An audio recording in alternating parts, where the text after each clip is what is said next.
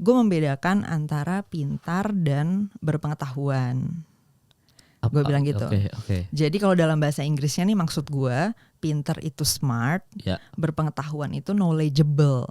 Gitu atau berwawasan gitu. Nah, gue nggak bilang bahwa orang yang pinter pasti nggak berwawasan atau sebaliknya, bukan gitu. Cuman ini ada dua hal yang berbeda aja. Jadi bisa jadi di satu orang ada dua-duanya, lo bisa berpengetahuan dan pinter juga. Tapi bisa juga salah satunya doang. Misalnya kayak lo canggih nih dalam ngelakuin 3 hal tadi, tapi sebenarnya pengetahuan lo nggak banyak-banyak amat, itu bisa gitu. Nah atau sebaliknya, lo punya pengetahuan banyak ya, tapi sebenarnya lo mikirnya nggak bisa gitu. Jadi pinternya enggak.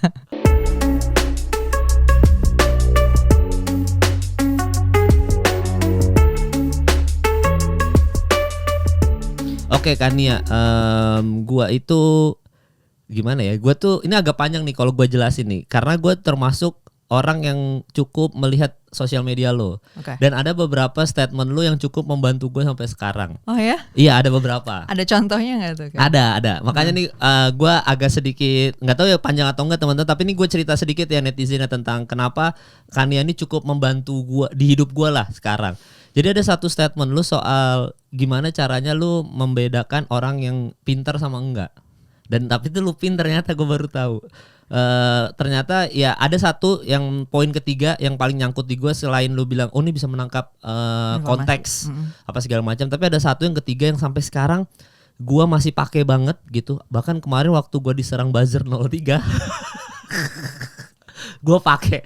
Jadi intinya adalah kalau lu ngelempar gagasan, lu bisa jabarin lah kenapa lu melempar gagasan itu, dan opini itu pro kontranya lu bisa jabarin atau enggak. Jadi lu bisa membela statement lu gitu kan. Nah, gua itu tuh cukup membantu gua. Jadi begitu gua ngelempar gagasan yang menurut gua potensi diserang, gua akan selalu cari celah gimana caranya gua jabarin kalau gagasan gua tuh benar, opini gua tuh benar. Gitu. Jadi itu tuh sampai sekarang gua masih pegang teguh statement itu. Dan itu memang dari 3 untuk lu menilai kepintaran orang dari 3 poin itu aja kan, emang kan? Gitu dong. Iya kalau gue sih ya. Dari itu ya. Tapi kalau misalkan gini, kan ada orang yang misalkan nonton podcast lo, terus dia nonton oh kayak gini, terus dia menangkap konteks yang lo jabarin kan. Tapi kan kadang-kadang ada orang yang kayak gimana ya, mencari analogi lain supaya ngerti ke dia gitu. Oh mungkin maksudnya Kak Ania. Takutnya nih ada orang yang dengerin atau nonton podcast ini belum nonton video gue. Iya. Jadi kayaknya lu mesti kasih dulu sih konteksnya nih ngomongin apa sih nih kayak. Setuju. Iya lagi bener anjing ya bener. Jadi gini teman-teman, intinya adalah ada 3 poin yang menurut Kania itu adalah indikator bisa pintar menentukan. Nah coba lu aja dah. Oke, gue aja. Iya lu aja dah. Iya. Ya gimana kan? Jadi ya gue bikin suatu video IG Reels. Kalau misalnya kalian cek Instagram gue @kaniacita, di situ ada di pin, benar kata Kemal tadi udah gue pin. Jadi lo bisa lihat gue biasanya pakai 3 ukuran dalam menilai orang tuh pintar atau enggak gitu. Nah yang tadi Kemal sebutin tuh indikator ketiga, tapi kita dari urutin aja dari pertama ya. Nah, cakep. Indikator yang pertama itu adalah dari kemampuan orang memahami informasi dengan benar. Nah termasuk tadi menangkap konteks. Jadi kalau misalnya dia baca tweet atau mungkin lihat video atau dengar podcast atau apa, dia bisa mencerna informasi yang ada di situ tuh dengan benar gitu. Jadi nggak salah paham lah gitu ya. Biasanya salah paham bisa disebabkan oleh, kalau dari sisi baca mungkin kemampuan baca yang belum bagus gitu ya misalnya, atau kebanyakan asumsi misalnya. Jadi dari informasi yang ada apaan, lo punya pemikiran lo sendiri, akhirnya jadi salah menangkap isi informasinya gitu-gitu yang bisa menghambat kita ya. Nah kalau misalnya orangnya punya kemampuan itu dengan bagus, nah itu yang masuk dalam kategori pintar. Nah kalau misalnya kurang ya kurang pintar gitu ya. Kalau enggak mampu sama sekali ya enggak pintar. Tolol. Itu indikator yang pertama. Indikator yang kedua adalah dari sisi membuat keputusan. Jadi indikator yang gue pakai adalah orang yang pintar itu bisa bikin keputusan yang nyambung antara strategi dengan tujuan gitu. Jadi kalau misalnya gue tujuannya mau ke sana, Ya. oh ternyata strategi yang bisa nganter ke sana tuh ini, ya udah berarti lakuin ini dong, gitu kan. Nah kadang-kadang kepintaran dalam hal yang indikator 2 ini mungkin terhambat oleh emosi atau irasionalitas ya gitu. Kadang-kadang misalnya nih kita lagi marah gitu kan. Sebenarnya kita nggak ada tujuan merusak barang yang kita punya gitu ya, tapi pas kita lagi marah kita banting barang yang mahal banget gitu kan, misalnya akhirnya rugi berapa puluh juta, barangnya rusak, dan nggak ngaruh kemana-mana, maksudnya nggak ada manfaat apa-apa juga yang didapat dari situ. Nah itu contoh keputusan yang kurang pintar ya gitu. Enggak, kalau ininya kalau pakai analogi yang lain gimana kan? Ya misalnya kita jadi gini biasanya kita punya tujuan apa nih gitu kan. Pertama kita tentuin dulu goalnya apa. Oke, misalnya gitu. Tujuan kita ke Kemang gitu. Oke, terus. Nah, kalau kita naik mobil, kita lihat di map dong gitu kan, gimana caranya nyampe Kemang gitu kan. Kalau misalnya kita nggak tahu jalannya kemana terus asal jalan aja, nah itu kan nggak pinter gitu ya, karena tiba-tiba ternyata nyasar nggak tahu kemana, bukan ke Kemang gitu loh kayak contohnya ya. Gitu. Terus? Atau lebih ininya lagi, lebih problematiknya lagi adalah kita bikin keputusan tanpa ada tujuannya bahkan gitu. Jadi kita sendiri nggak ngapain nih kita ngelakuin ini. itu ada mungkin, orang begitu ya? Ya ada kan, kadang-kadang habis ngelakuin terus juga bingung, iya ngapain ya tadi gue kayak gini gitu, atau ngapain ya gue kemarin ngelakuin ini gitu. Nah itu kan contoh di mana kita kadang-kadang ke-trigger oleh mungkin emosi sesaat atau mungkin ada dorongan-dorongan irasional dalam diri kita. Akhirnya kita sendiri nggak dapat manfaat apa-apa sebenarnya dari keputusan itu. Kalau gue sih yang sering ngelakuin kayak gitu kadang-kadang ya, kebodohan-kebodohan dalam diri gue adalah gue datang ke toko dengan banyak barang lucu di dalamnya. Terus gue beli for absolutely no reason. Abis itu kan menjadi sampah ya at some point karena sebenarnya nggak kepake. Nah itu kan namanya kebodohan tuh kayak gitu contohnya. Iya, jadi dan lu sering gitu. Iya beberapa kali ya, makin kesini makin berkurang ya, karena saya juga pengen jadi pintar. Iya jadi gitu loh kayak contohnya. Jadi kita bikin keputusan nggak ada nyambungnya nih sama tujuan, nggak ada yang kita cari juga dari situ. Kita nggak punya tujuan apa-apa di situ, atau kita punya tujuannya ke sana tapi strategi kita malah sebaliknya kayak gitu. Ya kalau contohnya gue dulu yang paling sering tuh gue ngonten, gue tujuannya pengen ngejelasin A, tapi karena cara gue nyampein itu ngaco gitu kan, akhirnya orang nangkepnya malah sebaliknya, bukan nangkep A malah arah sebaliknya. Akhirnya isi kolom komentar gue nggak ada yang nyampe ke tujuan gue gitu. Nah Kania si TikTok itu termasuk ini apa, kan tujuan lu adalah Kania si TikTok nih TikTok era. Apa lu ngomongin apa? Gimana? Yang mana? Yang TikTok era ya kan, lu pengen apa kayak bikin konten TikTok gitu kan. Terus habis itu lu bikin akun TikTok, bener kan? Nah, itu berarti lu punya tujuan apa di situ di TikTok itu? Di TikTok sebenarnya nambahin reach aja sih, karena banyak orang mungkin nggak main di platform lain ya. Misalnya mereka mungkin nggak main Twitter atau nggak main Instagram. Gue punya message lah gitu, atau kayak mission yang pengen gue bawa dari sisi pembentukan pola pikir tertentu gitu kan. Kayak gue pengen orang lebih bisa berpikir tadi rasional bareng-bareng ya, maksudnya gue sendiri juga sama ikutan masih belajar juga gimana kita bisa berpikir ilmiah, berpikir logis. Nah gue kan pengen nyebarin itulah gitu, promoting kultur itu. Nah kenapa gue bikin bikin akun TikTok juga ya, karena takutnya ada orang mungkin gak main Instagram atau gak main YouTube atau Twitter, mungkin mereka mainnya di TikTok doang. Jadi gue maksimalin itu sih untuk nambah reach-nya aja gitu, biar lebih banyak orang yang terekspos gitu. Ya, dan Gen Z lebih mantau di situ kan. Kayaknya. Nah, makanya kan itu contoh ya. Jadi kayak gue punya tujuan kayak gini, ya gue ambil strategi itu gitu. Gue orang yang nggak punya tujuan dalam hidup tuh nggak ganggu di society atau nggak kan? Buat lu mengganggu nggak sih? Sebenarnya sih gue ngelihat mengganggu atau enggaknya itu mungkin harus dicek kasusnya ya. Maksudnya kan kadang-kadang ya kalau dia nggak ada tujuan tapi yang kehidupan publiknya itu dia nggak ganggu kan sebenarnya nggak masalah gitu kan. Misalnya ya. Tapi kan gini, dalam kehidupan bersama sebagai publik kita pasti mesti punya tujuan bersamanya dong gitu kan. Karena kan ada space yang kita share nih gitu. Misalnya kayak kita sama-sama hidup di Jakarta, ya kita share space ruang Jakarta ini gitu kan. Nah kita kan mesti punya kesamaan dalam konteks misalnya penggunaan jalan nih kayak gimana gitu kan. Kita harus menyamakan tujuan di situ dong jadinya gitu kan. Nggak bisa misalnya ya udah terserah masing-masing, ya gimana jalannya cuma satu kan, nggak bisa terserah masing-masing dong. Jadi kita harus ngatur kan, apakah kita mau mengutamakan pejalan kaki misalnya, jadi jalanan ini ganti aja nih, nggak boleh boleh masuk kendaraan misalnya, itu kan keputusan bersama yang harus kita bikin. Jadi walaupun kita sebagai individu misalnya nggak punya tujuan gitu ya, pada akhirnya ketika kita share suatu ruang bareng, kita jadi butuh tujuan bareng gitu kan. Akhirnya mau nggak mau lu akan terlibat dalam suatu tujuan publik gitu. Iya, intinya satu kapal ini punya satu nakoda, tapi kan tujuan mereka ke Grand Line. Iya. Gitu. All blue. All blue. Iya kayak gitu. Tuh, sorry tadi baru indikator 2 kan. Oh iya, gue indikator 2 aja ada banyak pertanyaan. Tunggu dulu kali ya. Kita selesain dulu ya. Boleh. Kita selesain dulu nih 3 indikator ini. Di otak gue langsung banyak tong. Iya, simpen dulu. Tapi diingat pertanyaan.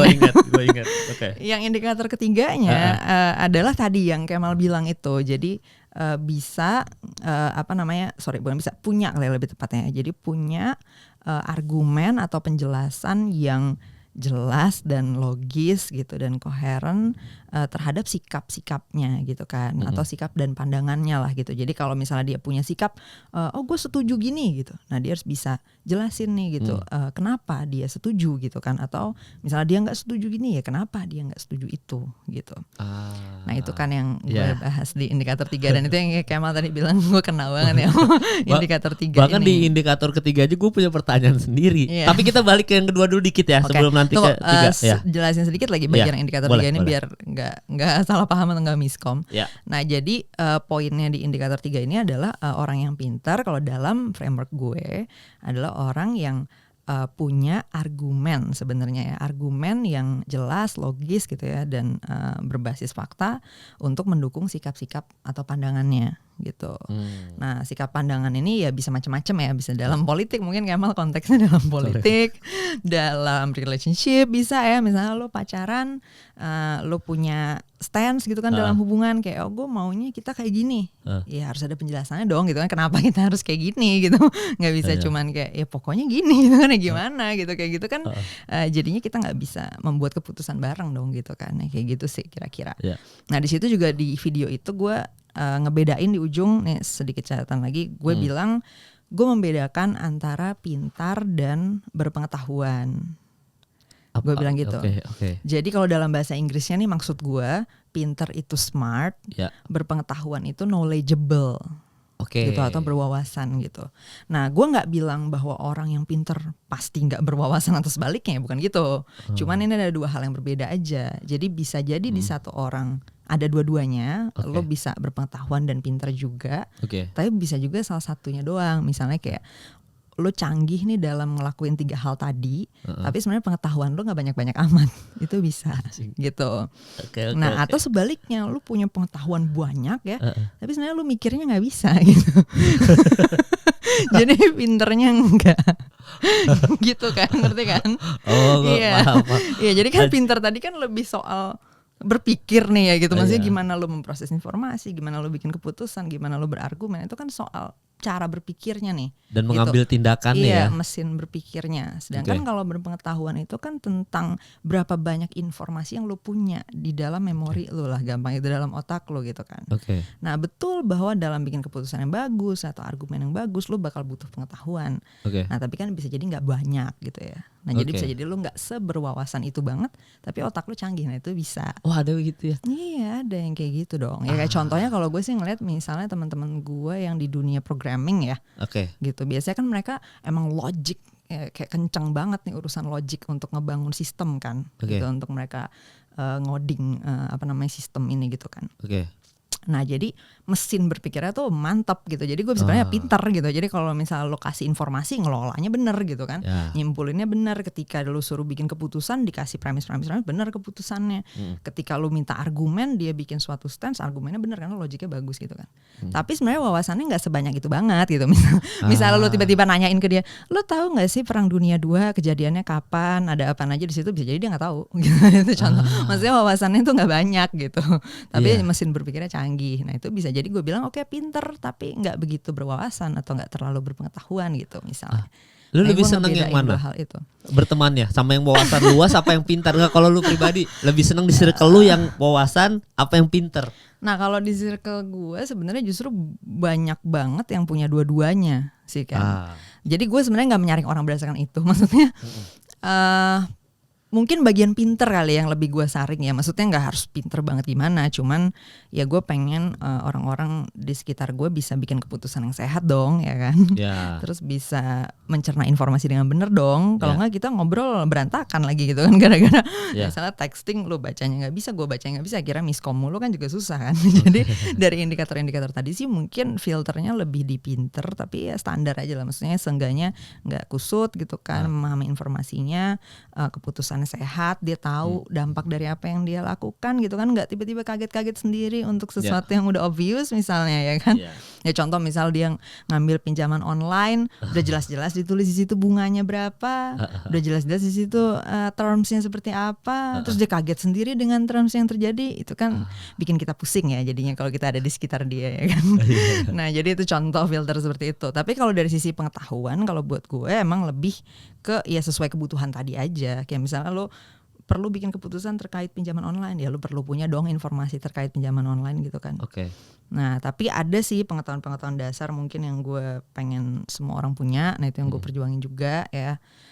Ya pengetahuan dasar tentang ekonomi, misalnya orang ngerti lah cara kerja ekonomi seperti apa gitu kan. Yang mana itu menurut gue harusnya dikasih di pendidikan dasar, jadi semua orang bakal punya itu. Nah tapi apakah dia harus ngerti jelimet-jelimet tentang detail, misalnya sistem ekonomi ada apa aja di dunia ini, negara ini pakai sistem apa, di dalamnya seperti apa, mungkin nggak harus ya gitu misalnya kayak gitu. Jadi wawasan buat gue mungkin lebih ke arah apa ya, kontekstual gitu. Lo butuhnya seperti apa gitu kan. Tapi kalau ada orang yang wawasannya banyak ya bagus juga. Maksudnya gue juga bukan yang menganggap lu kalau wawasan kebanyakan kayaknya nggak bagus, enggak sih. Ya kalau wawasan banyak bagus-bagus aja. Jadi kalau ditanya dua itu gimana, menurut gue ya pinter bagus, berwawasan bagus. Tapi emang jangan sampai lo berwawasan pinternya nggak dapet, akhirnya wawasannya ini menjadi kusut sebenarnya gitu. Karena kan tadi prosesnya nggak bener ya gitu. Bisa jadi kayak gitu. Ya kalau zaman lu dulu pacaran nyari pasangan, lu lihat pintar apa berwawasan kan? Ayo lu. Emang gue lebih banyak tadi ya, kalau dari sisi filter ya lebih dari pinternya dulu kan.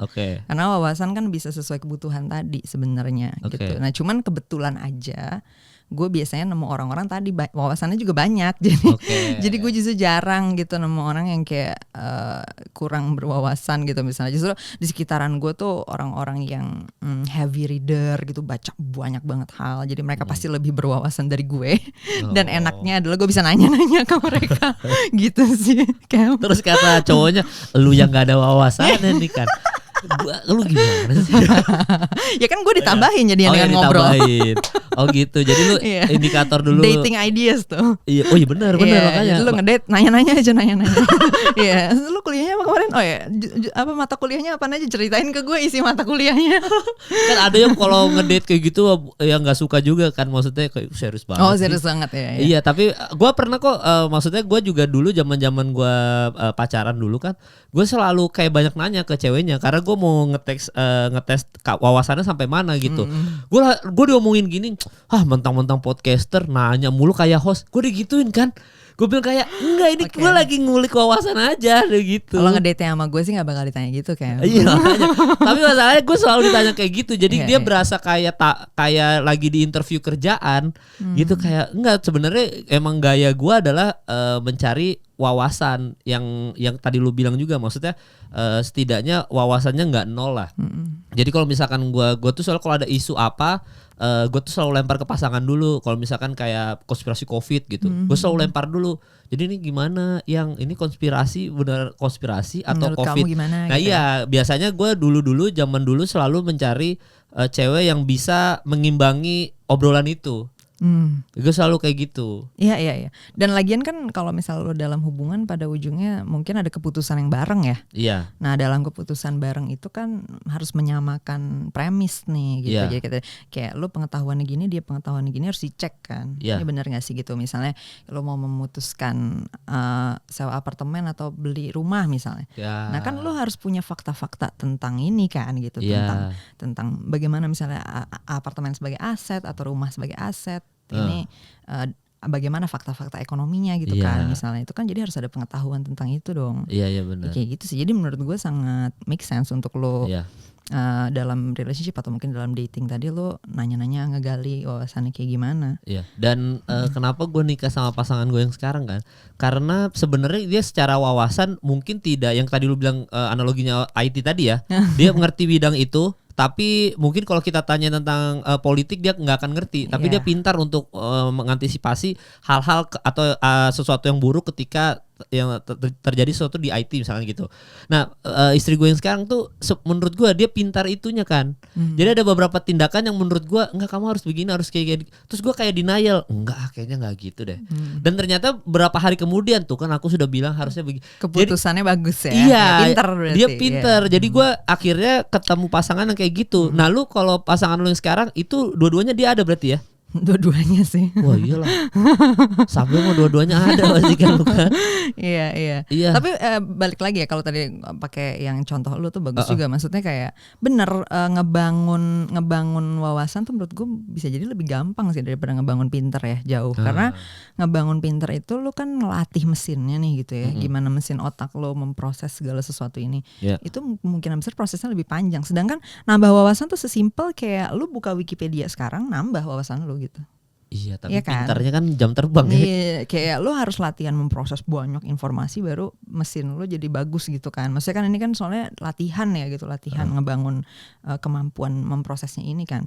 Sedangkan kalau pengetahuan kan atau wawasan tadi ya sekali lo kayak gini nih misalnya lo ngobrol, gue pasti dapat banyak pengetahuan dari lo dan sebaliknya. Jadi kayak kalau cuma sekedar nambah pengetahuan tuh pasti jauh lebih gampang daripada nambah kemampuan berpikir gitu loh. Iya. Ya kayak gitu sih kayak. Kayak tadi misalnya ketika lo bilang pasangan lo pengetahuan tentang ini kurang, ya sebenarnya ketika lo kasih tahu aja udah selesai kan. Sebenarnya ya. Iya, tapi dengan mesin berpikir dia yang udah oke, jadinya ketika lo kasih tahu dia bisa proses itu dengan baik. Gitu. Bisa. Memang gue baru sadar berumah tangga itu, wah ini pasti ini orang wah ini gue butuhkan nih bang. Tapi berumah tangga itu adalah mencari, kan tadi kita bahas dari awal, lu di society suka yang orang pintar apa yang berwawasan. Lu akhirnya lu jabarin intinya adalah lu lebih berat ke pintar daripada wawasan kan. Untuk filter ya. Untuk filternya. Nah ternyata berumah tangga itu pintarnya juga sama filternya karena banyak banget keputusan-keputusan atau tindakan-tindakan yang harus based on pinter. Jadi nggak bisa wawasan dong, nggak pengetahuan. Menurut aku ekonomi gini, nggak ini nggak bukan masalah itu nih pengambilan keputusannya gimana. Jadi rumah tangga yang bisa berjalan lama, long lasting itu adalah rumah tangga yang saling pintar itu, menurut gue ya, untuk ngambil tindakan dan itu jam terbang sih. Lu mungkin sekali dua kali ngambil keputusan anjing gue salah lagi gitu. Berarti yang ketiga gue nggak boleh lagi kayak gitu deh gini-gini. Akhirnya ada kesalahan yang sama. Oh dulu gue pernah kayak gini.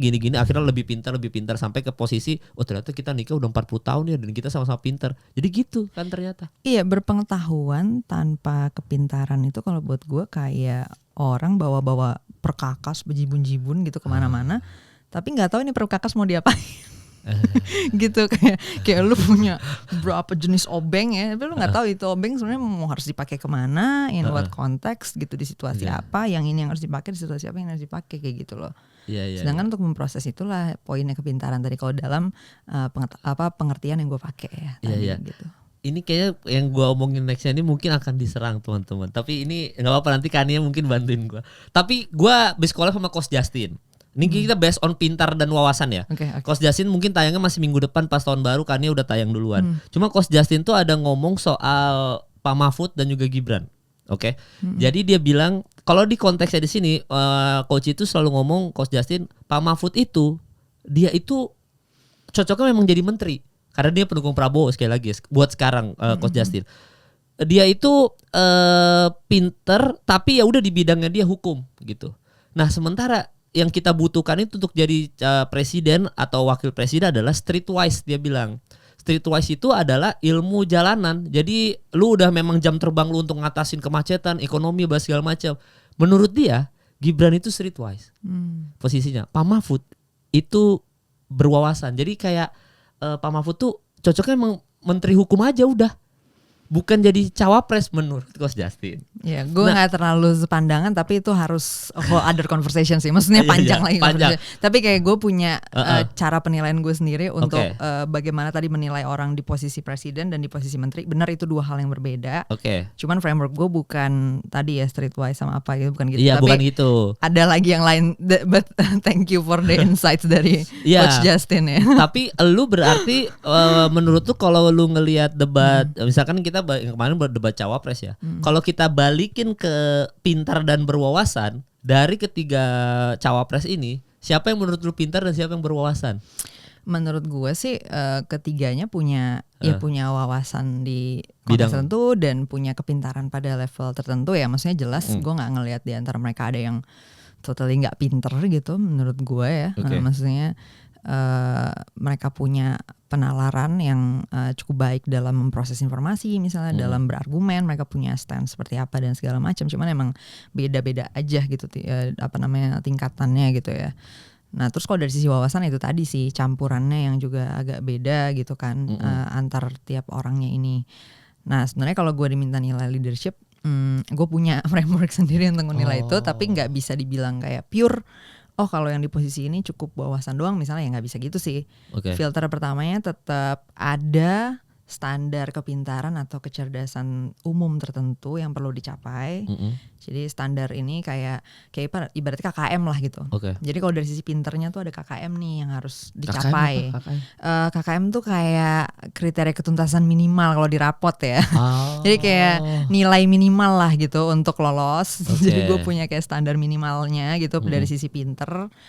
Bahwa ketika orangnya kan tadi 3 indikator ya, dalam mencerna informasinya ya nggak totally miskom gitu kan setiap saat kan, dia harus bisa baca dong dengan benar gitu kan, dia harus bisa mencerna informasi dengan benar gitu kan, ngerti konteks dan lain sebagainya, itu udah pasti ada standar minimalnya. Terus yang kedua dari sisi keputusan, ya logiknya harus jalan dong gitu kan, nggak kita mau kesini kok keputusannya malah kesana kan, ngaco kayak gitu kan. Jadi harus ada minimal pasti nih dari sisi keputusannya. Dan yang ketiga tadi dari sisi bagaimana dia punya reasoning ya kan, atau punya argumen untuk sikap-sikap dia, ya pasti ada minimalnya. Jadi kalau dari sisi pinternya, gue udah pasti melihat apakah mereka pass the threshold lah gitu, apakah mereka mencapai si standar minimal ini. Nah cuman kalau dari sisi wawasan itu lain lagi gitu. Maksudnya untuk di posisi menteri dengan di posisi presiden dengan di posisi apa itu akan beda semua kebutuhan wawasannya gitu menurut gue ya. Jadi nah itu tapi balik lagi tuh a whole other conversation, menurut gue panjang lagi. Mungkin mendingan balik ke ini dulu sih kan, balik ke pertanyaan yang tadi lo pause tadi kan kita sempat postpone nih, katanya lo punya pertanyaan di indikator 2. Nah coba mungkin ke situ aja dulu. Tapi nanti yang konteks yang tadi gue bilang itu Coach Justin didengerin aja versi lengkapnya minggu depan ya, karena itu opininya Coach Justin lah soal dia gimana cara dia menentukan pilihan dia. Mungkin nanti gue Kania di ending akan ngomongin soal gimana sih kalau Kania indikator. Tadi kan dia udah nyebut 3 tuh. Jadi dia apalagi sih detailnya. Cuma kalau tadi nyangkut bener kita runutin deh. Tadi pertanyaan kedua itu adalah sebenarnya kalau yang dari poin kedua, gue baru tadi malam ini gue nonton series judul The Bear judulnya, jadi tentang chef gitu, tentang koki gitu. Terus habis itu dia tuh selalu di seriesnya dia itu selalu ada kayak memasukkan kayak poin-poin kehidupan gitu loh. Di obrolan di dialog pemain-pemainnya. Tadi malam itu kembali lagi ke soal tujuan tadi. Tadi malam pas gue nonton dia tuh pakai analogi kalau lu mau nggak berteman, bukan mau berteman. Jadi menurut lu hidup ini harus ada tujuan nggak sih? Dia ngomong gitu. Karena kembali lagi dia ada analoginya. Karena gue kemarin sempat baca buku, dia bilang, terus ada kayak 5 orang berteman. Jadi 1 orang ini adalah orang yang nggak punya tujuan dalam hidup. Dia cuma setiap hari ada di stasiun kereta ngeliatin kereta jalan aja. 4 teman sisanya itu tuh udah sukses di bidang mereka masing-masing. Sehingga pas mereka reunian ngumpul teman sekolah ini, setelah conversation ngobrol-ngobrol akhirnya dimusuhin lah yang nggak ada tujuan ini. Kenapa dimusuhin? Karena dia hidupnya nggak ada tujuan. Sementara mereka berempat sukses gitu. Jadi menurut tuh tujuan ini penting gak nih di hidup? Digituin. Terus dia bilang ya akhirnya karakter utamanya kayak nggak gue langsung cabut gitu lah. Intinya dia udah selesai sampai di situ. Nah kembali lagi soal tujuan itu, makanya gue bilang apakah sekrusial itu kita menentukan tujuan gitu di hidup kita kan, supaya kita sukses atau apapun itu gitu. Jadi kalau lu tanya harus nggak sih gitu kayak ini harus nggak sih, ini harus nggak sih, gampangnya gini kan, sebenarnya nggak ada yang harus dalam kehidupan ini kecuali yang terikat hukum fisika atau hukum alam gitu. Contoh ya, ada hukum gravitasi. Ya lu mau nggak mau pun ya, ketika lu ada jatuh ya jatuh gitu, benda jatuh ya jatuh karena hukum alamnya mengikat itu. Tapi selama dia nggak terikat oleh hukum alam, sebenarnya kita sendiri yang nentuin kan. Sesuatu itu boleh atau nggak boleh, sesuatu itu harus atau nggak harus gitu. Ya kayak misalnya kalau sekarang kita punya norma-norma, let's say nggak boleh mencuri gitu. Itu kan kita sendiri yang bikin dan kita sendiri yang membuat batasan itu. Maksudnya kita nggak terikat pada hukum alam bahwa kita harus nggak mencuri misalnya, nggak ada gitu. Hukum alamnya nggak ada yang mengatur itu. Nah, jadi pertama itu kan bahwa nggak ada keharusan yang absolut dan universal nih gitu. Nah, jadi kalau ditanya sesuatu harus atau nggak, misalnya tadi hidup tuh harus ada tujuan nggak sih misalnya kayak gitu. Sebenarnya kita balikin lagi, akhirnya pertanyaannya jadi ada tujuan di atasnya lagi nih gitu. Misalnya ada nggak kebutuhan yang pengen lu penuhin. Nah, sehingga nanti dari situ kita bisa menjawab perlu ada tujuan nggak. Contoh ya, kalau dalam research seputar happiness gitu atau kebahagiaan. Siap, ini bagus nih. Misal kayak lu pengen happy gitu ya. Kita pengen bahagia nih dalam hidup gitu kan. Nah, itu kan keinginan lu nih gitu, keinginan atau kebutuhan lah gitu. Nah, dari situ kita bisa turunin ke pertanyaan, apakah lu perlu tujuan untuk bisa happy gitu. Nah, jadi pertanyaan lo tadi, kita harus ada tujuan nggak? Nah, kalau kita mau happy misalnya, kita udah punya keinginan nih. Nah, dari situ kita bisa turunin jadinya untuk menjawab pertanyaan itu. Apakah tujuan itu menjadi suatu keharusan yang kita butuhkan untuk bisa happy misalnya? Nah, kalau dalam research yang ada tentang happiness, purpose itu secara umum dibutuhkan untuk bahagia gitu. Jadi kita perlu kayak apa ya, higher purpose lah gitu, yang lebih besar dari diri kita sendiri gitu. Misalnya kita terlibat dalam suatu perjuangan ideologis atau dalam suatu perjuangan politik misalnya, atau ya menjadi bagian dari suatu movement misalnya, itu bisa menjadi salah satu bentuk purpose yang kemudian berkontribusi positif ke happiness. Tapi gue nggak bisa bilang semua orang banget ya butuh ini ya. Cuman kecenderungan umumnya kalau menurut riset gitu. Jadi kayak mungkin sebagian besar manusia kecenderungannya akan ada butuh itu. Tapi balik lagi nggak semua banget juga sebenarnya. Jadi kalau misalnya lu sendiri nih secara personal, lu ngerasa gue kayaknya happy aja sih kan, gak ada tujuan, ya udah gitu. Maksudnya ya udah tercapai dong berarti happy-nya gitu happy-nya. Kan. Ya kan, kecuali lu uring-uringan nih gitu, kayak ada yang kurang nih dalam hidup gue gitu misalnya. Nah, mungkin yang kurang itu misalnya purpose tadi gitu kan. Nah, kita bisa coba nih cek gitu. Ketika lo menjadi bagian dari suatu movement misalnya, apakah kemudian lo jadi lebih happy misalnya kayak gitu. Nah, itu kan bisa kita cek lagi ya gitu. Nah, tapi intinya itu, jadi pertanyaan harus gak harusnya ini sebenarnya pada ujungnya akan berputar di dalam diri lu lagi nih gitu. Apa yang lu butuhkan di sini gitu. Benar. Dan kadang-kadang standar happy-nya orang ini bisa berubah-berubah. Bisa aja happy-nya cuma itu, ngelihat orang lain lagi di sosmed apa segala macam, happy-nya berubah lagi. Anjing, ternyata happy-an begitu ya begitu. Jadi kayak ya manusia kan gak pernah puas ya. Jadi standar happy-nya itu menurut gue jadi berubah-berubah terus. Kata lu happy dengan 10 juta. Kok sekarang lu mau 100 juta sih? Gitu ya, kan. Sebenarnya terkait, by the way, karena lo barusan ngangkat angka ya, duit gitu kan. Di dalam research happiness itu juga dicek soal duit ini gitu. Jadi kayak sebenarnya kebahagiaan kita tuh dipengaruhi duit nggak sih? Kan ada juga yang bilang kayak uang nggak bikin bahagia gitu kan. Nah, kalau dalam risetnya kan kayak uang sampai level tertentu dibutuhkan untuk bisa bahagia. Level tertentu tuh apa sih? Sebenarnya level tertentu itu sesimpel kebutuhan lu terpenuhi. Kebutuhan makan, tempat tinggal, dan lu punya kayak certain level of security bahwa lu tetap bisa makan besok, lu tetap bisa punya tempat tinggal besok kayak gitu misalnya. Sebenarnya segitu aja, makanya pada titik tertentu orang kaya gitu, kalau lu ngobrol sama orang-orang yang sangat kaya gini, mereka tuh bilang bahwa ketika duit lu udah nyampe sini, pas nambah-nambah tuh nggak nambah lagi happinessnya gitu. Jadi udah cukup gitu, udah sampai situ aja tuh sebenarnya udah nggak ngaruh habis itu. Di sandang pangan papannya stop aja udah di situ ya. Iya, bahkan standarnya tuh nggak setinggi itu. Misalnya kayak orang kekayaannya 1 miliar dengan 100 miliar tuh bisa jadi happinessnya sama aja. Karena pas udah nyampe 1 miliar tuh udah selesai thresholdnya gitu, gue udah secure gitu misalnya. Nah kayak gitu contoh ya. Jadi Nah pada titik itulah ketika orang mencari lagi, dia bingung sendiri kan, kenapa gue nggak makin happy ya? Iya karena emang itu sih kalau dari risetnya gitu ya, bahwa happiness lu kalau dari sisi duit cuma dibutuhkan sampai level tertentu aja kan gitu. Jadi udah lewat dari situ, kebutuhan lu bukan itu gitu. Nah bisa jadi kebutuhan lu tadi, apakah lu menjadi bagian dari suatu purpose yang lebih besar, apakah lu menjadi suatu lu kekurangan social connections. Nah ini juga kemarin gue sempet nonton ya video yang bahas research tentang ini. Jadi katanya panjang umur gitu ya, itu pas dicek ternyata salah satu faktor terbesar yang ngaruh ke situ tuh berapa banyak koneksi sosial yang bagus yang lu punya. Gitu. Jadi social connections kayak misalnya lu punya berapa relationship yang deep lah gitu, bukan cuma sekedar gue kenal gitu, ya gue follow-followan di Instagram, bukan gitu ya. Tapi kayak lu benar-benar saling kenal banget gitu, dan lu mungkin pernah susah bareng, atau lu bisa saling support, lu bisa ngandelin each other. Nah kayak gitu, lu punya berapa nih connections yang sehat kayak gitu. Mungkin sama adik lu, abang lu, sepupu lu, keluarga lu, atau teman-teman lu, atau pasangan lu. Nah makin banyak nih good social connections istilahnya ya, terasosiasi dengan makin panjang umur. Oh gitu? Iya. Gitu kata researchnya. Iya kayak gitu sih. Karena itu contoh. Jadi kayak kadang-kadang kita, benar kata lu tadi, ngelihat sosial media mungkin mikirnya yang bikin happy kayaknya ini nih. Akhirnya itu lu jadiin tujuan gitu kan. Tadi kita ngomongin tujuan ya. Akhirnya itu jadi tujuan. Ternyata kayaknya nih happy nih kalau liburan terus nih.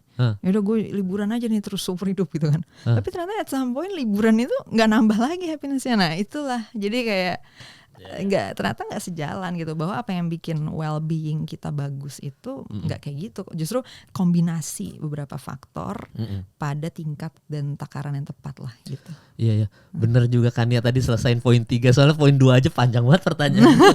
Bener luka.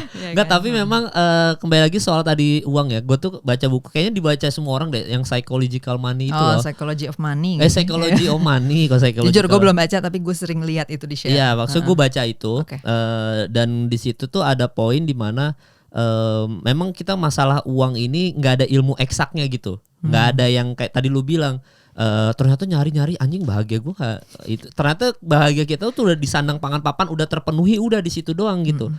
Nah jadi katanya kemampuan menahan diri untuk tidak serakah atau untuk tidak mengejar yang lebih itu tuh diperlukan untuk kita manusia supaya kita bisa happy.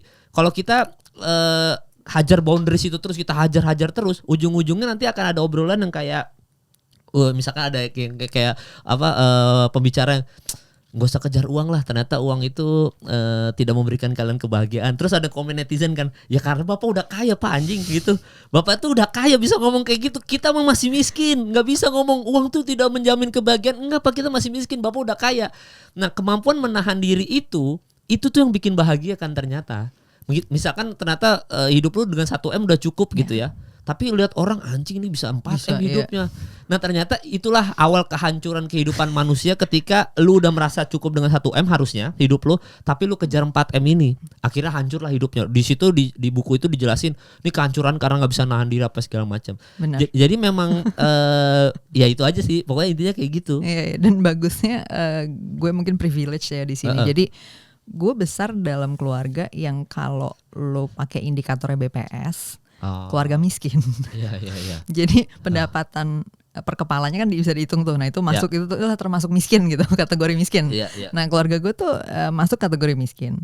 Tapi nyokap gue itu mendidik gue dengan konsep cukup itu tadi sih sebenarnya. Jadi gue nggak pernah merasa cukup ya benar. Iya gue nggak pernah dihadapkan pada perbandingan yang kayak dia punya itu tuh, dia punya ini nih gitu. Tuh kan kalau misalnya kita kaya, kamu bisa punya ini, punya itu. Nggak pernah ada pemikiran seperti itu gitu. Bahkan nggak pernah nyokap gue yang kayak, kalau kan suka ada jokesnya di Twitter yang kayak seperti biasa ketika tetangga ganti mobil, siap-siap lah gitu ya. Lo akan ada obrolan di rumah lo yang konflik soal mobil gitu kan, karena kayak tuh kan dia ganti lagi tuh mobilnya, kita udah 10 tahun gak ganti-ganti misalnya gitu kan. Kadang-kadang ada orang kayak gitu. Nah nyokap gue dibesarin sama nyokap doang ya by the way. Nyokap gue tuh nggak pernah memberikan persepsi seperti itu, Kemal, tentang kebutuhan gitu. Jadi gue nggak pernah misalnya kayak ada temen gue ulang tahun ngerayain gede-gedean terus kayak tuh kan kalau kita punya duit tuh kita bisa bikin kayak gitu. Nggak pernah kayak gitu, nggak ada gitu persepsi kayak gitu. Jadi gue tuh baru tahu kalau gue miskin atau kalau gue kekurangan atau apa tuh ya pas gue pelajarin data statistik gitu loh. Maksudnya guanya sendiri dalam pengalaman hidup gue nggak ngerasa kurang karena maksudnya makan 3 kali sehari itu ada gitu loh. Walaupun ya kadang-kadang misalnya nasi kecap abon doang ya, cuman makan gitu. Dan gue nggak ngerasa suffering yang gimana juga kayak gitu loh.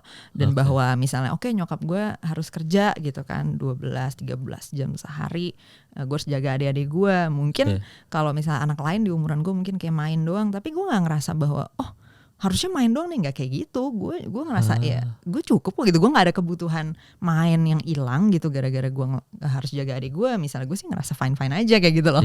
Jadi kayak gue lebih banyak konsep kebutuhan itu memang datang dari diri sendiri gitu. Maksudnya gue nggak mengambil perbandingan ke orang lain untuk mendefine gue butuh apa. Itu sih kayak menurut gue privilege terbesar dari didikan nyokap gue gitu. Jadi gue nggak dijejelin dengan asumsi bahwa tadi yang lo bilang, ketika lo ngeliat orang lain gini, berarti gue butuh itu nih. Orang lain gue butuh ini nih. Ya gue sih enggak, gue konten dengan diri gue sendiri dengan apa yang gue butuhin, dan ya udah gitu. Gue emang ngecek itu ke diri gue sendiri aja gitu. Gue butuh ini nggak, gue butuh nggak gitu. Lu bokap maksudnya divorce apa gimana sih? Nggak pernah ini aja sih, nggak pernah tinggal sama gue. Tapi gue nggak tahu. I mean detail relationshipnya gue nggak terlalu ngikutin, dan gue juga dalam keluarga gue cukup menghargai privacy masing-masing orang. Jadi buat gue itu keputusan nyokap bokap gue. Jadi ya udah. Tapi intinya gue nggak pernah tinggal sama bokap sih. Dan berarti nyokap, adek lu ada cowok, ada cewek? Cewek semua. Jadi gue bertiga cewek-cewek. Nah ini ada yang menarik nih. Ini aduh, gue pengen konten ini ditonton banyak orang aja. Ini keren banget nih, soal asik gitu. Nggak, tapi gini, ngomongin soal privilege, ini ada dua perspektif yang beda soal tadi lu. Kan lu dibesarkan sama nyokap lu doang, dan adik-adik lu cewek semua. Cewek semua, bener. Gue adalah kebalikannya lo. Gue tidak tinggal sama nyokap gue tinggal sama bokap gue, dan adik gue pun cowok. Jadi gue di rumah gue itu boys club. Keluarga cowok semua. Iya, lu satu keluarga cewek semua. Girls club lah, gitu, cewek semua. Dan gue selalu bilang berapa kali ada soal itu, gue itu ngerasa sangat patriarki sekali. Karena gue dididik sama cowok semua. Di rumah itu nggak ada cewek sama sekali.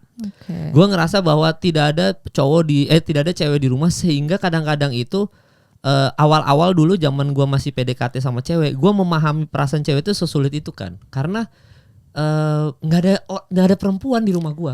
Sorry Gam. Gue harus potong dikit karena tadi lu pakai kata patriarki.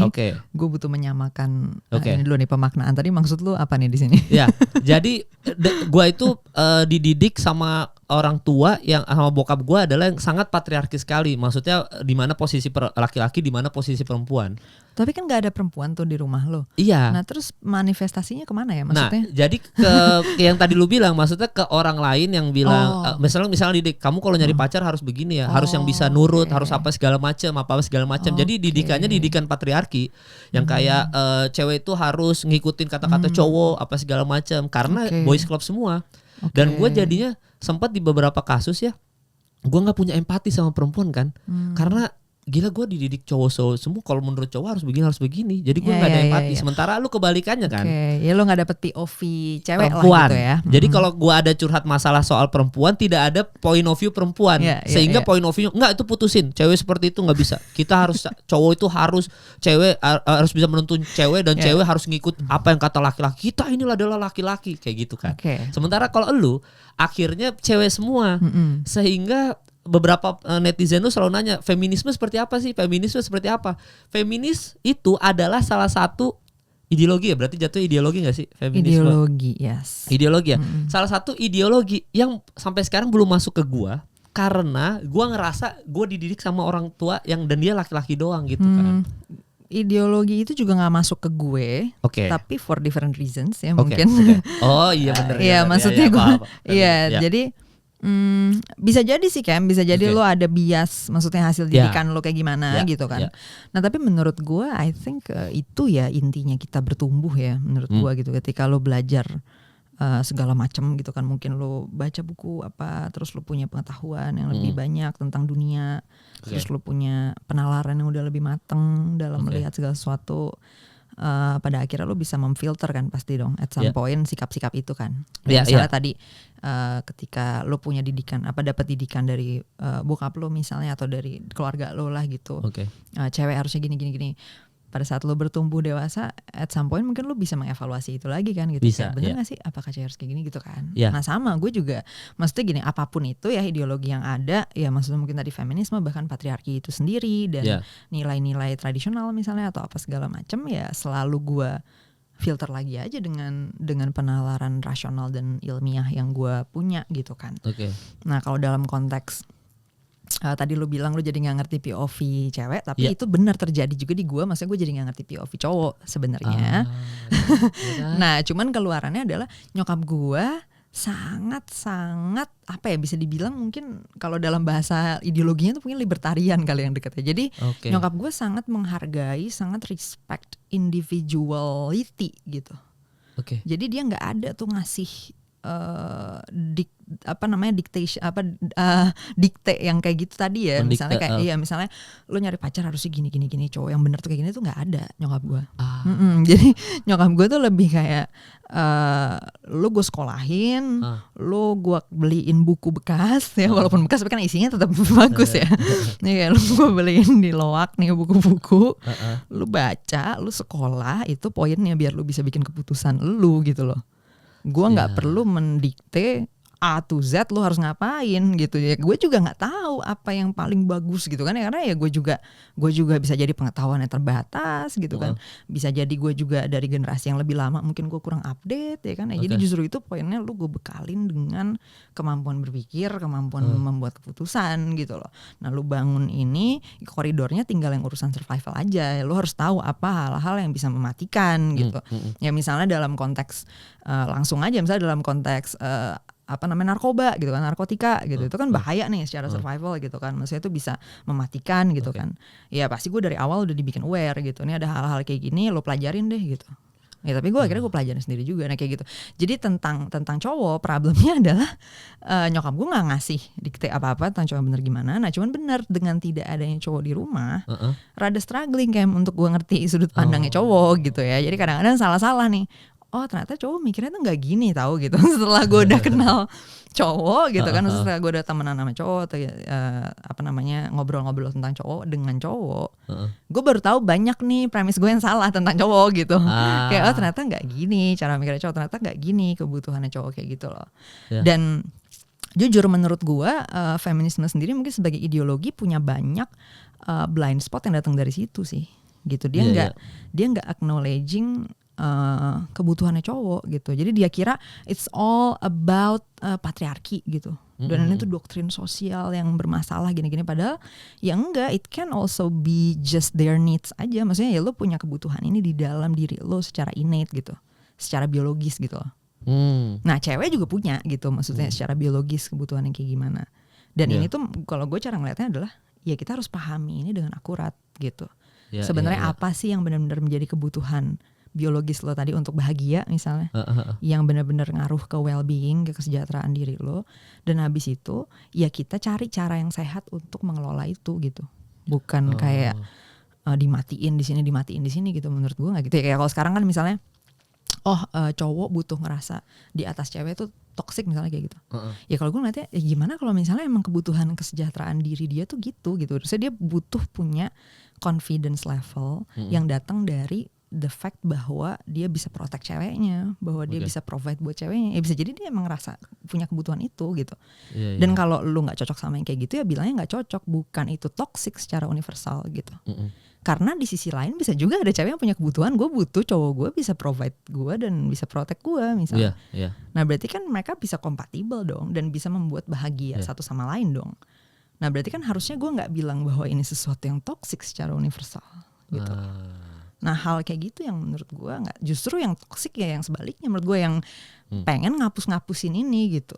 Karena bisa jadi enggak, it's nothing untuk dihapus gitu. It's just ada differences dalam diri manusia yang nggak perlu diuniversalin gitu. Nggak perlu kita ajarin semua cowok untuk ngerasa harus equal misalnya. Sebenarnya menurut gue enggak. Karena bisa aja kalau misalnya dalam hubungan lo yang lebih fulfilling adalah cowoknya yang lebih di atas lo misalnya, kan bisa juga ya ada yang punya kebutuhan kayak gitu dan nggak ada masalah gitu. Kenapa gue justru nggak dapet toxicity-nya di mana gitu.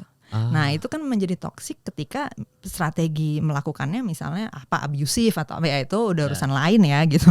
Cuman kan kalau misalnya sekedar ya gue pacaran sama dia nih, nah terus cowok gue pengennya dia lebih hebat dari gue lah misalnya gitu. Nah gue juga nyaman tapi dia lebih hebat dari gue, ya udah masalahnya di mana gitu kan, toksiknya di mana, gue nggak dapet gitu toksiknya di mana, ngerti nggak? Ya udah they're healthy for each other gitu loh. Justru kan dia dapat apa yang dia butuhin dong, jadinya gue untuk bisa punya self esteem yang sehat, gue butuh lebih pintar dari cewek gue misalnya. Dan di sisi lain ceweknya juga kayak gitu, karena gue termasuk yang kayak gitu. Gue selalu suka sama cowok yang lebih dari gue kualitinya gitu. Jadi kalau misalnya suatu ideologi tertentu itu ngajarin itu sebagai sesuatu yang toksik, gue nggak akan bisa happy gitu. Karena happiness gue didapat dari gue sama cowok yang kualitinya lebih dari gue. Oh gitu. Iya itu gue ya. Tapi kalau yang lain bisa beda ya nggak apa-apa gitu. Itu poin gue. Maksudnya menurut gue ini ada suatu keberagaman aja sih di dalam manusia gitu ya. Yang toxicity itu harus ada suatu bentuk yang mungkin kita cek lagi gitu. Apakah yang nggak di brush off semuanya digeneralisasi kayak gitu sebagai toxic menurut gue ya. Jadi nah hal-hal seperti itu sih kayak yang gue juga nggak sejalan dengan ideologi mungkin bisa dibilang feminis, tapi nggak semua feminis juga ya, karena gue juga tahu di dalam feminisme juga ada keberagaman lagi gitu ya. Cuman kan feminis tertentu mungkin atau pemikiran feminisme tertentu kan lumayan anti ya sama yang kayak gitu. Misalnya anti nih dengan cowok di atas cewek atau cowok mengatur cewek. Nah kalau menurut gue ya enggak, kalau misalnya kita sebagai cewek juga ada yang punya kebutuhan untuk gue maunya diatur sama laki gue, ya nggak apa-apa gitu. Menurut gue kayak enggak, itu di mana toksiknya, gue justru nggak dapet kenapa itu universally toxic gitu. Nah tapi kalau misalnya lo diatur karena terpaksa, karena kekerasan, karena tekanan, karena ancaman, nah itu kan baru toksik gitu loh. Kayak gitu. Jadi kayak harus bisa dong kita membuat batasan untuk hal-hal yang maksudnya kayak gini kan ada kompleksitas gitu ya. Jadi nggak sekedar di brush off aja nih gitu. Menurut gue sih problematik ya kayak gitu. Jadi kalau fokus gue selalu kayak ya udah kita empower aja semua orang untuk bisa punya kapasitas untuk bikin keputusan tadi kan. Tapi setelah itu kan ketika mereka memutuskan untuk gue pengen cowok gue yang ngasih gue protection, yang provide gue, ya nggak apa-apa gitu. Kan dia udah dalam posisi yang empowered untuk milih itu. Jadi bukan ibaratnya bukan dengan gun to your head lah gitu. Lo milih itu gitu kan. Ya lo milih itu dari nggak dipaksa gitu. Dari kemerdekaan lo memilih dan lo memilih itu untuk kebahagiaan dan well-being lo. Dan menurut gue nggak ada yang toxic dari itu. Ya, apa mungkin orang-orang yang tadi dibilang nih cewek harus di atas cowok apa segala macam, mungkin nggak, maksudnya harus kadang-kadang harus rata justru, maksudnya nggak boleh ada yang di atas dari yang lain gitu, harus rata gitu gitu ya. Mungkin kalau misalkan poinnya yang ekstrim tadi ya, maksud gue yang cewek harus di atas cowok misalkan yang ekstrim ya, mungkin itu kalau kita balik dari obrolan kita berdua mungkin karena ini kan dia didoktrin juga sama orang tuanya mungkin. Bisa tadi dia sama perempuan terus sama kayak gue kayak nggak, cowok itu emang kurang ajar, cowok tuh kayak gini, cowok tuh harus begini, lihat mama kan ditinggal sekarang.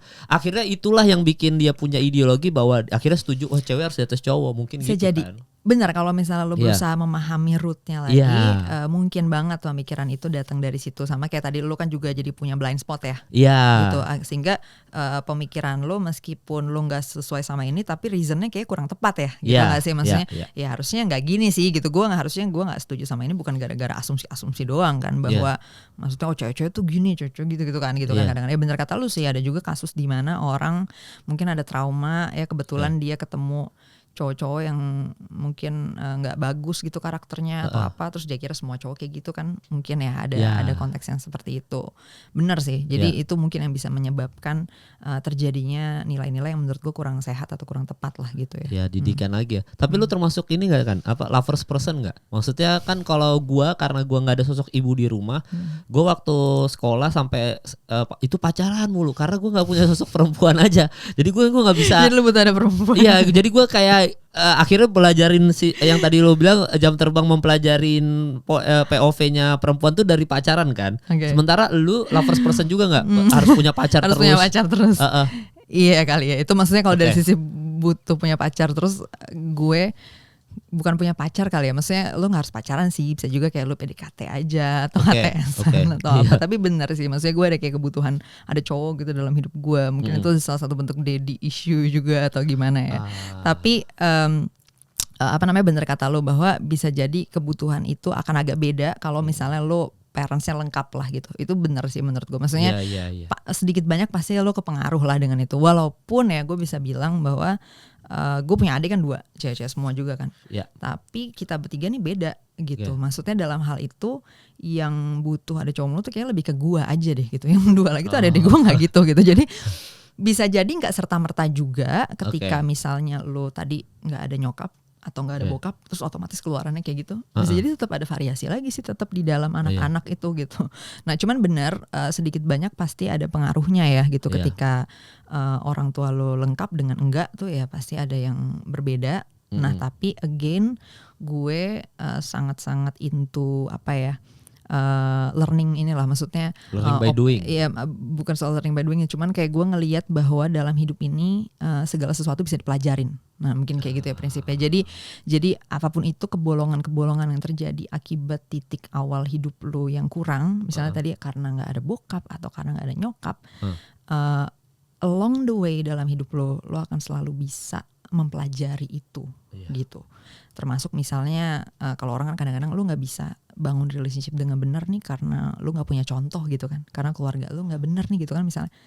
Ya tapi ngebangun relationship dengan benar itu bisa dipelajarin, itu sih prinsip hidup gue. Jadi kayak ya setelah lo gede gitu kan, lo agak gede dikit, lo terekspos sama pengetahuan lebih banyak gini-gini, ya lo pelajarin aja gitu dari segala macam contoh yang banyak ini gitu kan. Bahkan bisa jadi orang yang keluarganya lengkap pun mungkin masih butuh juga belajar dari ilmu yang ada gitu kan.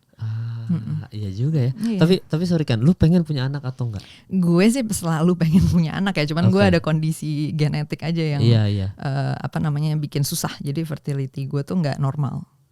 Tapi tetap bisa punya anak kata dokter atau? Secara chance-nya sih selalu ada, cuman emang rendah aja ya, natural. Jadi mungkin mesti kayak bayi tabung atau apa gitu, cuman belum sih. Belum ke arah situ ya? Maksudnya ya belum nyobain teknologinya, tapi ya naturalnya sih tetap dijalanin ya terapinya, karena gue ada kayak terapi hormonnya gitu. Oh ada terapinya? Gue ada medikasi lah gitu. Boleh dibocorin dikit maksudnya itu gimana kondisinya? sih? Iya, sebenarnya kalau istilah yang dipakai pasti PCOS ya istilahnya kondisinya.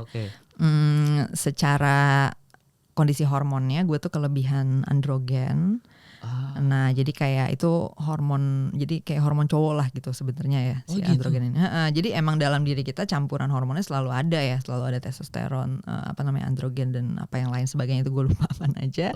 Nah posisinya level of androgen gue lebih tinggi dari normal, dan itu membuat kematangan telur tuh nggak bisa dengan gampang terjadi gitu. Nah akhirnya gue mesti konsumsi obat untuk bisa menormalkan itulah gitu. Kayak gitu sih kan. Oh iya, semoga cepet punya anak kan.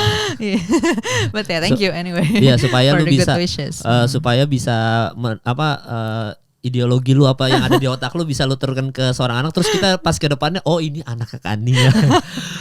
Ideologi Kania untuk mendidik anak berhasil. Kita kan selalu bisa punya anak memetis ya istilahnya. Memetical kids di internet ini ya, yang gue didik juga.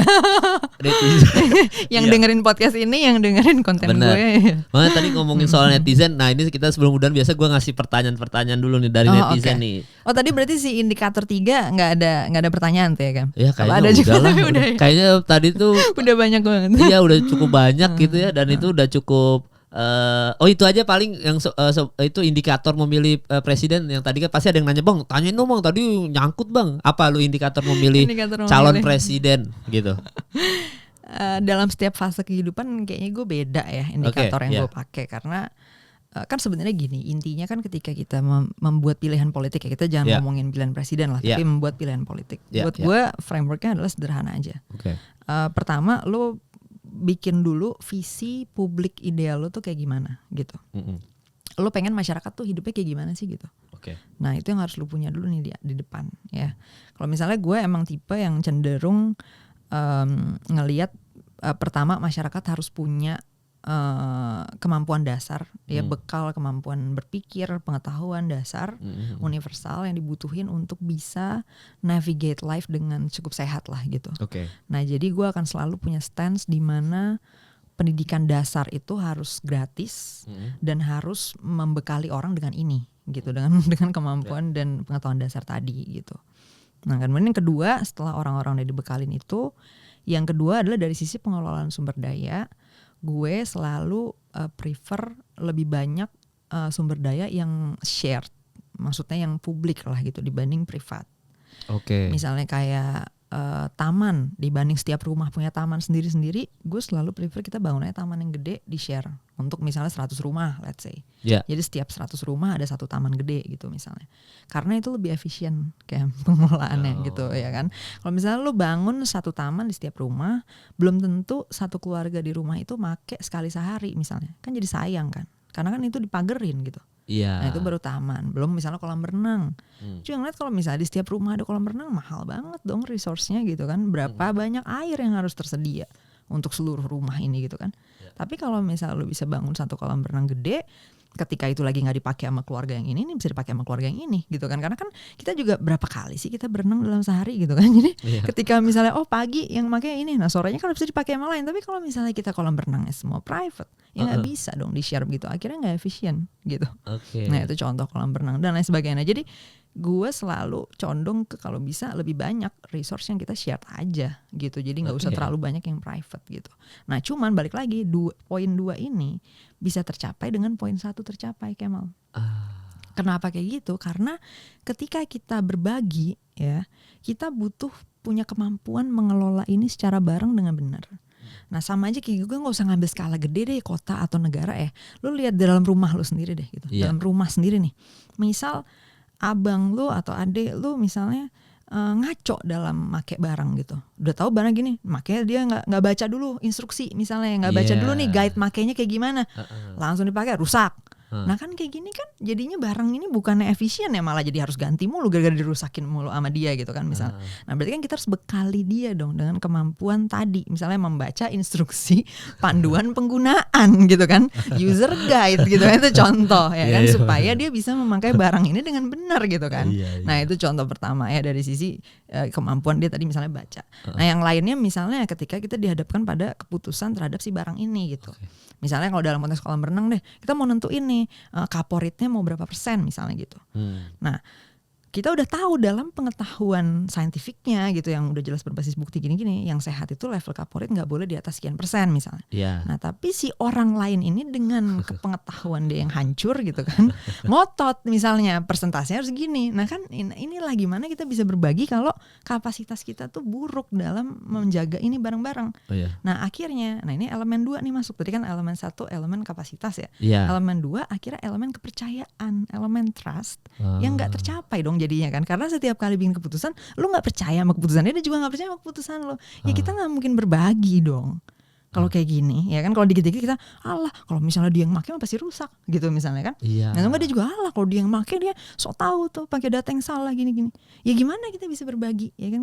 Nah makanya gue selalu ngeliat 2 ini tuh tadi saling terikat gitu. Yang pertama kita harus bekalin kapasitasnya, ya kan, semua orang harus punya kapasitas minimal segini gitu misalnya. Nah yang satu lagi baru kita bisa berbagi sehingga sumber daya itu efisien. Gitu kan. Jadi itu berarti tidak bisa 40 kota setara Jakarta ya? Nggak tahu ya sebenarnya sih, kalau itu udah harus hitungan lain lagi ya.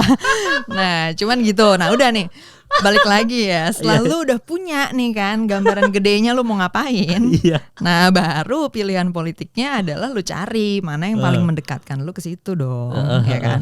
Nah kalau gue misalnya dalam posisi gue sekarang, ya gue mencari mana yang bisa dengerin gue misalnya, yang gue lebih punya akses nih untuk gue misalnya meeting sama dia, untuk gue bisa ngasih tahu dia gue maunya kayak gimana gitu kan. Ya makin gue nggak punya akses ya makin gue nggak milih dia dong, karena kan gimana gue kan mau perjuangin visi ini ya kayak gitu loh kan. Jadi gue bakal nyari mana yang kira-kira gue lebih bisa deket nih untuk bisa ngobrol, untuk bisa nyampein apa yang mau gue capai kayak gitu loh. Iya kalau satu taman untuk rame-rame ada di IKN sih kayak gitu ya. Tapi enggak sih, menurut gue kalau Iya, itu iya, kayaknya hampir semua kepala daerah juga mungkin udah mengarah ke sana ya. Iya, Dan benar. itu juga tingkatannya tapi di level daerah sih guys. Jadi kayak pilihlah wali kota atau gubernur yang bener tuh membangun itunya, karena itu Iya. nggak bisa cuman Iya itu di presiden masing-masing aja. ya, nggak bisa presiden doang tuh. Tapi ini ada beberapa Ngeri nanti juga nih belokan-belokan Kemal ya. gue Mudah-mudahan bacain. nanti nggak dipotong terus gue Jangan lah, diomelin. nonton Iya. full teman-teman, jangan inilah. Oke, gimana, Nah tapi ini beberapa ada yang gue bacain aja, terserah lu mau jawab atau enggak ya. Boleh. Kayak misalkan ini dari oleh Handa 2.0, agama mana yang kiranya paling jauh dari patriarki? Lu mau jawab atau tidak? Skip. Emang ada ya? Iya, udah berarti itu kan emang ada ya gitu. Tuh, itu jawabannya itu tuh. Ada yang jauh. dari Tentang patriarki. debat cawapres kemarin. Oke. Tentang debat cawapres kemarin tanggapannya apa? Udah, tadi kan kita sebenarnya udah bahas juga kan. Iya. Ya udah sebenarnya lu mau pertebal lagi nggak tanggapan? Ada lu tanggapan nggak? Statement aja. Tanggapan debat cawapres. Iya, kemarin. nih ada Aldong dari Aldong. Sebenarnya gue nggak terlalu suka sih ngasih tanggapan yang kayak gitu karena Uh-uh. takutnya orang jadi kayak kepengaruh gitu. Jadi Iya, mendingan lo silakan nilai sendiri. Iya. Tapi emang secara umum sih menurut gue udah cukup bagus ya. Maksudnya kayak oke, semua orang bisa menyampaikan ide-ide mereka seperti apa. Cuman sayangnya di beberapa part mungkin jadi kayak kurang dalam diskusinya Iya. karena sibuk berkutat di permukaannya. Misalnya kayak nyamain definisi atau nyamain pemahaman terhadap suatu term gitu. Itu kan sebenarnya buang-buang waktu banget ya. Iya. Nah jadi harapannya sih kalau bisa debat berikutnya bisa lebih substantif lah gitu. Iya, lebih Mungkin substantif. moderatornya bisa lebih inisiatif aja kalau misalnya udah kebingungannya di level permukaan langsung benerin aja. Misalnya kayak kemarin kan, ini dia nanya nih artinya ini apaan, masa masih bingung sih, ini gimana nih, ya langsung aja ya panjangin gitu kan, nih kepanjangannya ini udah selesai gitu loh. Iya. Ini ngapain panjang banget di urusan TikTok, apa nih kepanjangannya si Iya, singkatan ini kan. malah ditanyain kayak berarti Bapak kebuang nih waktunya kalau mau nanya Iya, itu. gitu Kan bisa iya. ini Udah ya. tinggal bacain aja. Ini kepanjangan ini udah selesai gitu. Itu kayak paling Iya, 10 detik gitu kan. Iya, Ya kayak gitu sih kayak. Jadi Iya. harapan gue ke depannya Gitu panitia bisa bikin lebih ya oke lebih di situ substansi, lebih substansial. Terus habis itu moderatornya juga langsung jelasin ya, Iqbal lah, gak paham gua ini loh. Tadi ada juga tuh dari Enong aja, dia bilang mending bangun IKN atau 40 kota, itu dari kita bahas ya tadi ya, udah gue tuh ini. Terus ada dari Putu_Mahmud Eta Saha, bro wawasan bro. Tadi kan kita udah bilang bro, tambahlah wawasan bro. Jadi biar tahu kan. tapi nggak apa-apa, Ya, nggak sebutin apa-apa. aja Kania udah. Iya, Kania salam kenal, ini Kania Salam kenal. teman-teman. Iya, jadi Siapa tadi namanya yang nanya? si Putu_Mahmud. Salam kenal Salam Putu, salam Mahmud, kenal ya. gitu. Gak apa-apa, aku memang gak seterkenal Kemal sih. Iya, nggak apa-apa, tapi kan wawasan lu tinggi daripada gua. Jadi kan biarin aja. Adil, Tuhan adil. Aduh, gak iya. setuju tapi nanti debat lainnya aja. Iya. Diskusi lainnya. Ini ada yang panjang nih, Iya. tapi rata-rata ini Gen Z. Tapi ini yang kayak 999 Diamond, dia bilang Kakania, menurut lo orang yang paham matematika dan yang kurang paham matematika dalam menjalani hidup, entah dari pola pikirnya, dalam mengambil keputusan, merespon suatu hal, atau bahkan saat jatuh cinta itu ada bedanya nggak sih? Gitu. Entah yang pintar matematika lebih bisa berpikir logis, atau yang kurang paham matematika mungkin lebih bisa mengambil keputusan. Ya, Nah, ini sebenarnya jawaban aslinya sih panjang banget ya. Cuman kalau ditanya singkat aja nih beda atau nggak, Iya. beda. oke. Ya. Oke.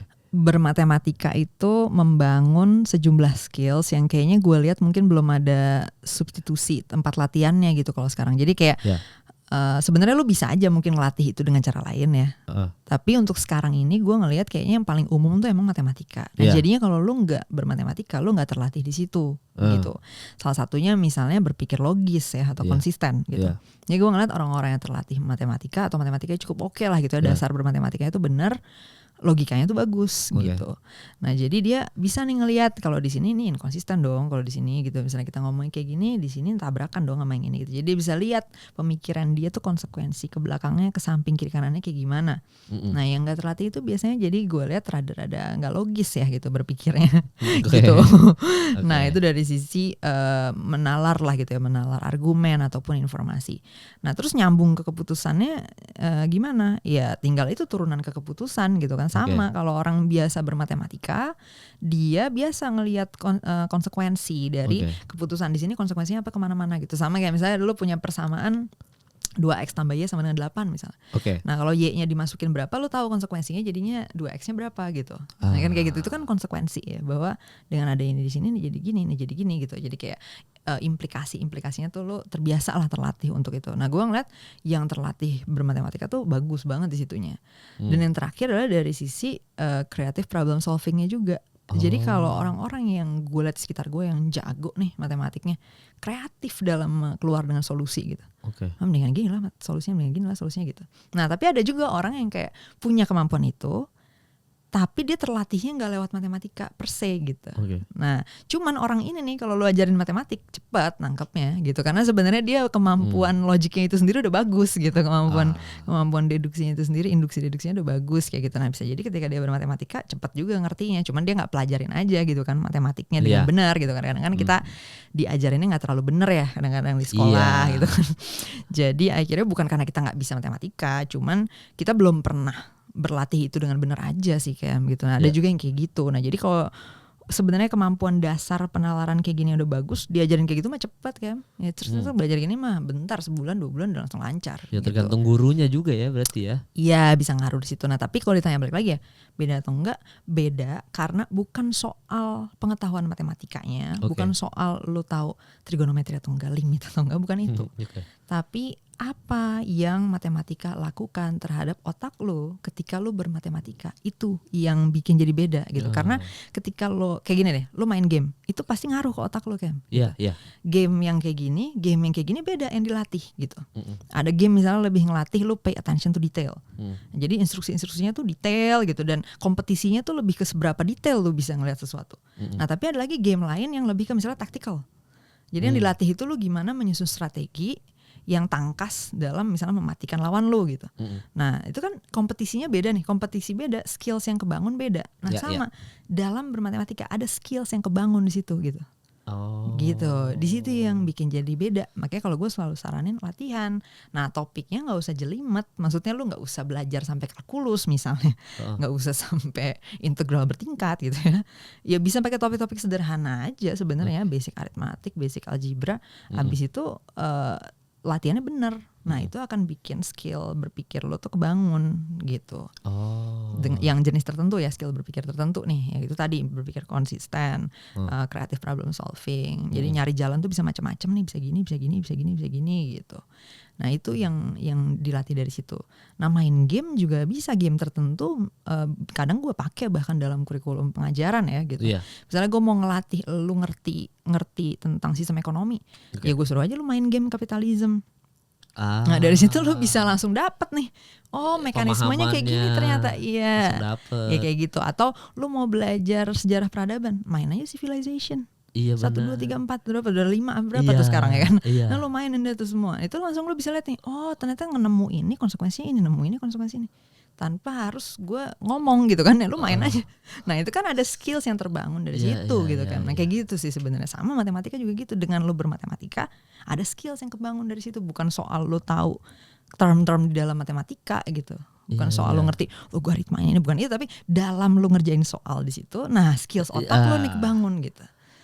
Gitu. Pantesan matematika itu ininya ya, apa kampanyenya, matematika itu fun, harus fun. Ya nanti biar bisa itu. Iya, karena poinnya solusi. Iya, sama kayak lu main game nih. Harusnya kan ketika lu berhasil namatin satu level, lu happy kan, lu dapet kayak excitementnya gitu kan. Nah harusnya gitu bermatematika, ketika lu naik level problem solvingnya, lu makin seneng gitu. Nah cuman ketika cara bermatematika ini salah, bukan seneng jadinya, stres. Nah itu berarti ada yang salah nih, levelnya. Misalnya lu ada step yang hilang.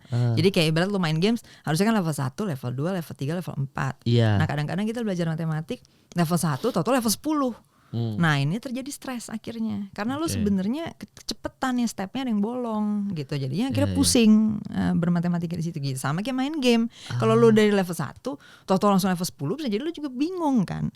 Mungkin ada musuh yang lu nggak tahu, ini bentar dah, ini musuh dari mana ya gitu kan. Iya, ini gimana ngalahinnya ya, akhirnya stres kan gitu kan. Nah sedangkan games kan step by step tuh. Di level 2 lo akan menemukan bahwa ternyata musuh yang kayak gini bakal ada sifat yang kayak gini. Level 3 lo bakal nemukan ada sifat yang kayak gini. Akhirnya ketika level 10 lo bukan stres, lo tahu creative problem solvingnya dapat gitu. Oh, Ya, wah, kayak anjing gitu gue bisa sih. mengajarkan anak gue matematika sekarang. Karena Kania. Anjing gila. Mantap. Wah, kalau ini mah nyela gue nih, baca bukunya Karl Marx enggak? Terus kalau iya tanyain Bang Kemal udah hatam belum Das Kapital? Terus untuk buku Tan Malaka yang Madilog masih relevan kan dalam konteks kekinian nih, kayaknya Asik. panjang banget ya kalau dijawab ya. Kayaknya enggak usah lah itu ya. Itu panjang banget itu. Tapi gue anjing. ngerti sih itu konteksnya kayak Malaka Project ya. Iya, Malaka Project lu kan Iya, itu bisa iya, nanti iya. di Malaka kayaknya lu akan jelasin lebih detail kan. Iya, di sana Cuma aja. ini apa namanya ini terakhir nih dan buat penutup bagus. Tanggapan Kania soal orang yang nggak peduli politik. Tanggapan lu aja kan. Iya, gue selalu bilang nggak peduli politik tuh sama kayak nggak peduli gravitasi. Oke. Maksudnya, lu nggak peduli pun dengan gravitasi, lu jatuh ya jatuh gitu.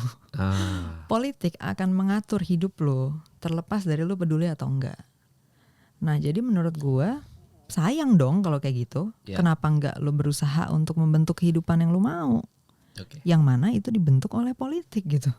Jadi kalau misalnya, oh gue nggak peduli nih, ya tapi politik akan terus ngatur hidup lo. Ya. Gitu. Kan menurut gue Ya.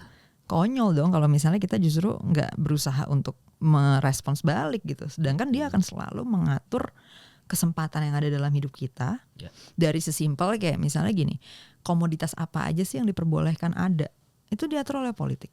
Artinya lu bisa hidup di suatu dunia yang lu sama sekali nggak tahu kalau ada barang A, karena barang A itu dilarang di dalam dunia lu. Nah itu kan seberapa efeknya ke kehidupan lo coba. Sehingga ketika lo ke negara lain, lo kaget ternyata ada barang ini. Dan itu gak pernah ada di negara lo karena negara lo melarang itu.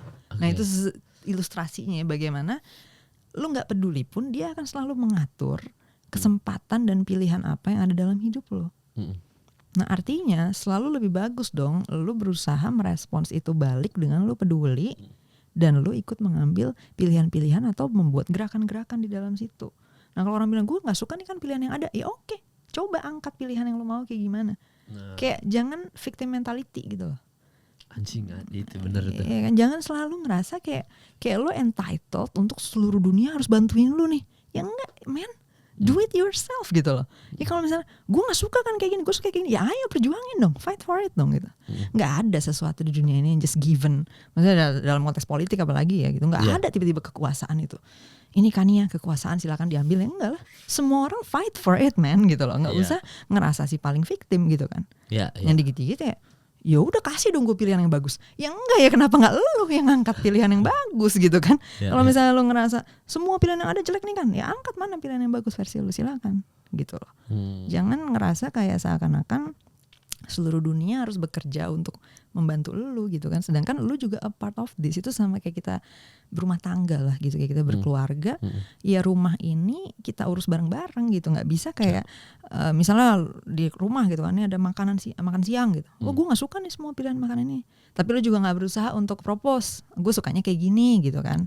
Gue pengennya makanannya kayak gini, ya ayo dong, berinteraksi dong gitu. Ini kan kita di sini share ruangan ini gitu loh, kayak gitu. Nah bahwa ada ketimpangan kuasa, oke, gitu ya. Ada orang yang lebih berkuasa di sini lebih, oke. Itu ya balik lagi. Ya kenapa nggak coba kita berpartisipasi untuk kalaupun kita mau misalnya mengkritik atau melawan yang lebih berkuasa ini, ya kita coba dong gitu kan. Ya let's try first gitu menurut gua ya. Jadi harus ada mentalitas memperjuangkan apa yang lo mau dalam kehidupan yang publik ini gitu, dalam kehidupan yang kita share ini. Ya balik lagi sama kayak di rumah, ketika lo nggak berpartisipasi, lo akan tetap tinggal di situ, hidup lo akan tetap dibatasi oleh batasan-batasan yang ada di situ. Ya sayang aja menurut gue kalau lo nggak peduli dan lo tapi terus sebenarnya terdampak oleh itu, gitu. Iya, sama kayak gravitasi tadi. Selalu. Mau kita tahu atau enggak tetap aja jatuh, tapi kan lebih baik kita tahu ya. Iya, jadinya kan kita bisa merespons gitu kan. Oh, gue pakai parasut deh misalnya kan. Tapi kan lo harus tahu dulu ini ada, cara kerjanya begini gitu. Anjing, analogi tuh masuk lagi di gue. Kayaknya itu analogi tambahan gue selain statement yang poin ketiga. Ada analogi gravitasi pasti jatuh. Mending kita tahu soal gravitasi, jadi kita tahu pakai parasut. Karena udah pasti jatuh. Jadi mending kita tahu ilmunya. Tapi pokoknya thank you Kania udah mau datang ya kan. Kemal, thank you banget semua yang udah dengerin. Iya siap, thank you udah nonton episode kali ini teman-teman. Sampai ketemu di episode selanjutnya.